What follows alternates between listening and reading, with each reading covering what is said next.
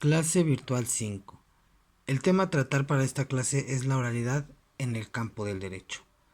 Nadie puede dudar que la práctica del derecho consiste de manera muy fundamental en argumentar, y todos solemos convenir en la actualidad que lo que mejor define a un buen jurista tal vez sea la capacidad de idear y manejar argumentos con habilidad.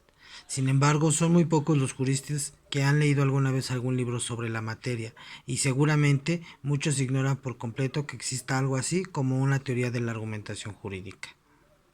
En el ámbito de la argumentación jurídica, la teoría o las teorías de la argumentación jurídica tienen como objeto, la reflexión, obviamente las argumentaciones. Estas tienen lugar en los textos jurídicos. En principio, pueden distinguirse en tres diferentes campos de lo jurídico en que se efectúan argumentaciones. El primero de ellos es el de la producción o establecimiento de normas jurídicas. Aquí a su vez podría diferenciarse entre las argumentaciones que se presentan en una fase prelegislativa y las que se producen en la fase propiamente legislativa. Las primeras se efectúan como una consecuencia de la aparición de un problema social cuya solución, ya sea total o parcial, se piensa que puede ser la adopción de una medida legislativa. Un ejemplo de ello son las discusiones sobre la despenalización o no, y en casos sí y en qué casos no, al respecto del aborto, de la eutanasia, del tráfico de drogas o sobre la regulación del llamado tráfico de influencias. Otro tipo de argumentaciones que surgen cuando un problema pasa a consideración del Parlamento o de algún órgano de la Administración, lo hayan discutido o no previamente, es la opinión pública. Mientras que en la fase prelegislativa pueden considerarse que los argumentos tienen en general un carácter más político y moral que jurídico, en la fase legislativa los papeles invierten, de manera que son las cuestiones del tipo técnico y jurídico las que pasan a primer plano. En todo caso, las teorías de la argumentación jurídica de que disponemos no se ocupan prácticamente de ninguno de estos dos contextos de argumentación. Un segundo campo en que se efectúan los argumentos jurídicos es el de la aplicación de normas jurídicas a la resolución de casos, bien sea esta una actividad que lleva a cabo jueces en sentido estricto u órganos administrativos en el más amplio sentido de la expresión, o simples particulares. Aquí a su vez cabría distinguir entre argumentaciones en relación con problemas concernientes a los hechos o bien al derecho. En este caso, estos últimos en un sentido amplio podrían llamarse problemas de interpretación. Puede decirse que la teoría de la argumentación jurídica dominante se centra en las cuestiones de los casos difíciles, relativas a la interpretación del derecho y que se plantean en los órganos superiores de la Administración de Justicia. Ahora bien, a la mayor parte de los problemas sobre los que tienen que conocer y decidir tanto los tribunales como los órganos no jurisdiccionales de la administración son más bien problemas concernientes a los hechos, que de manera que los argumentos que tienen un lugar a comparación con los mismos caen fuera del campo de estudio de las teorías usuales de la argumentación jurídica. Finalmente, el tercer ámbito en el que tienen lugar los argumentos jurídicos es el de la dogmática jurídica. La dogmática es desde luego una actividad compleja, en la que cabe distinguir esencialmente tres fases funcionales. La primera, suministrar los criterios para la producción del derecho en las diversas instancias en que ello tiene lugar. La segunda, suministrar criterios para la aplicación del derecho. Y por último, ordenar y sistematizar un sector del ordenamiento jurídico. Las teorías usuales de la argumentación jurídica se ocupan también de las argumentaciones que se desarrollan a través de la dogmática en cumplimiento de la segunda de sus funciones. Dichos procesos de argumentación no son muy distintos a los que se efectúan dentro de los órganos aplicadores, puesto que de lo que se trata es de suministrar a estos órganos criterios, es decir, argumentos dirigidos y fáctiles, en un sentido amplio. La toma de decisiones jurídica consiste en aplicar una norma a un caso concreto. La diferencia que, no obstante, existe entre ambos procesos de la argumentación podría sintetizarse así. Mientras que los órganos aplicadores tienen que resolver casos concretos, por ejemplo, si se les debe o no alimentar por la fuerza a los presos en huelga de hambre para obtener determinados cambios en su situación penitenciaria, y el dogmático del derecho que se ocupa en casos abstractos, Por ejemplo, el de determinar cuáles son los límites entre el derecho y la vida y el derecho a la libertad personal, y cuál de los derechos que prevalece en este caso debe de tener o entrar en algún conflicto. Con todo parece claro que la distinción no puede efectuarse siempre, o quizás casi nunca, en una forma al menos no tajante. Por un lado, porque es práctico y se necesita de recurrir de criterios suministrados por la dogmática, al menos cuando se enfrenta con casos difíciles. Por ejemplo, para adoptar una decisión fundamentada sobre la primera cuestión antes planteada, habría que contestar a la segunda con un carácter previo. Al tiempo que la dogmática se apoya también en casos concretos.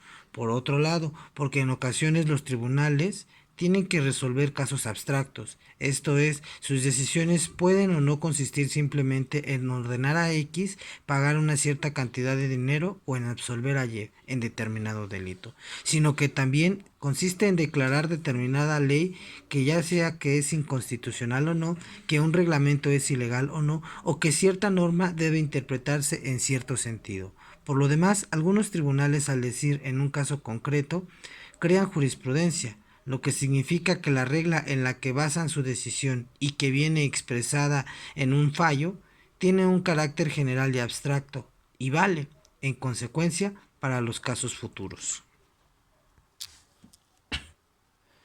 En la filosofía de la ciencia se suele distinguir entre un contexto de descubrimiento y un contexto de justificación sobre las teorías científicas. Así, por un lado, está la actividad consistente en descubrir o enunciar una teoría que, según la opinión generalizada, no es susceptible de un análisis del tipo lógico.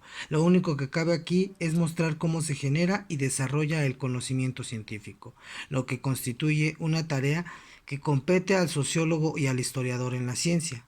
Pero por otro lado está el procedimiento consistente en justificar o validar esa teoría, esto es, en confrontarla con los hechos a fin de mostrar su validez. Esta última tarea requiere de un análisis de tipo lógico, aunque no solo lógico, y se rige por las reglas de un método científico. La distinción se puede trasladar también al campo de la argumentación en general y al de la argumentación jurídica, al menos en lo particular. Así, una cosa es el procedimiento mediante el cual se llega a establecer una premisa o una conclusión, y otra cosa es el procedimiento que consiste en justificar dicha premisa o justificar dicha conclusión. Si pensamos en el argumento que concluye afirmando: a los presos del grapo se les debe alimentar por la fuerza, en el ejemplo que habíamos mencionado con antelación sobre aquellos que se encontraban en huelga de hambre. Podemos trazar la distinción entre los móviles psicológicos, el contexto social, las circunstancias ideológicas que motivaron a un determinado juez a dictar esa resolución y las razones que el órgano en cuestión ha dado para mostrar que su decisión es correcta o aceptable, es decir, que está justificada. Decir que el juez tomó esa decisión debido a sus firmes creencias religiosas significa enunciar una razón explicativa, es decir, que la decisión del juez se basó en determinada interpretación del artículo 15 de la Constitución, y esto significa enunciar que una razón justificaría a la otra. Los órganos jurisdiccionales o administrativos no tienen, por lo general, que explicar sus decisiones, es decir, justificarlas, esto en virtud de un principio de legalidad, el cual obliga que todo actuar de la autoridad tenga que ir debidamente fundamentado en el derecho, es decir, que exista un ordenamiento legal o una norma por lo menos que les permita actuar de tal o cual forma. La distinción entre el contexto de descubrimiento y el contexto de justificación no coincide con la distinción entre el discurso descriptivo y el prescriptivo, sino que en tanto con la relación de uno con el otro va a partir por el contexto, es decir, se puede adoptar una actitud descriptiva o prescriptiva. Por ejemplo, se puede describir cuáles son los móviles que llevaron al juez a dictar una resolución en un sentido indicado, es decir, lo que significaría explicar su conducta, pero también se puede prescribir o recomendar determinados cambios procesales para evitar las ideologías de los jueces o de los jurados. Esto es para que tengan un peso excesivo en las decisiones a tomar, por ejemplo, haciendo que tengan más relevancia otros elementos, de forma que parte de la decisión o proponiendo ampliar las causas de recusación de jueces o de los juzgados. Y por otro lado, se puede describir como el hecho, el juez en cuestión fundamentó su decisión, y por otro lado se puede describir como es que de hecho el juez en cuestión fundamentó su decisión, es decir, cuando se basó en un argumento de que de acuerdo con la Constitución, el valor de la vida debe prevalecer sobre el valor de la libertad personal. O bien, se puede prescribir o sugerir, lo que exige a su vez una justificación, como debiera de haber fundamentado el juez su decisión. Es decir, una fundamentación tenía que haberse basado en otra interpretación de la Constitución, que subordina el valor de la vida humana al valor de la libertad personal. Es así que la argumentación se vuelve una rama de la oratoria que se especializa en el derecho y que expone los hechos y su comunión con la ley desde el punto de vista del litigante, al menos en el proceso, y que sin embargo, dependiendo de quién lo usa y para qué y cuándo, se puede clasificar de distintas formas. La actividad para esta semana consiste en realizar un cuadro comparativo al respecto de los diferentes tipos de argumentación, la cual te permitirá reforzar los conocimientos que se han adquirido a lo largo del curso, teniendo en claro cuáles son precisamente estos tipos de argumentación. Para su elaboración utiliza el material de apoyo proporcionado en el área de consulta, lo relativo únicamente a los capítulos 7º y 8º, tomando en cuenta que para que la actividad se considere completa es necesario cumplir con los siguientes requisitos. Primero, tendrás que realizar la respectiva carátula. En segundo, un cuadro comparativo sobre los diferentes tipos de argumentación. Señalar la definición y en forma de lista se tendrá que determinar 5 características como mínimo por cada uno de estos tipos de argumentación. A saber, existe el argumento de autoridad, el argumento analógico, el argumento a partir de los principios generales del derecho, el argumento sistemático, topográfico, el argumento coaverentia, el argumento de constancia terminológica, el de equidad, el teleológico, el pragmático, el a fortiori, el a contrario sensu, el reductio, el psicológico, el económico, el argumento histórico y el argumento moral. Posteriormente deberás de seleccionar 3 tipos diferentes de argumentación y por cada uno deberás narrar un caso concreto donde se utilice por lo menos 2 párrafos de 5 líneas cada uno en letra Arial 12 y con un interlineado sencillo. Es decir, digamos que en el caso yo escogería el argumento de autoridad, el argumento analógico y el argumento a partir de los principios generales del derecho, que partiendo de las características de estas, yo tendré que realizar un planteamiento hipotético en el cual una persona o una autoridad se vea obligada a utilizar este tipo de argumento. Otro ejemplo en el cual se esté realizando un argumento con la debida implementación de la analogía. Y finalmente aquel en el cual el caso hipotético dio como origen que yo tuviera que argumentar una situación concreta de derecho partiendo precisamente de la interpretación y aplicación de alguno de los principios generales del derecho.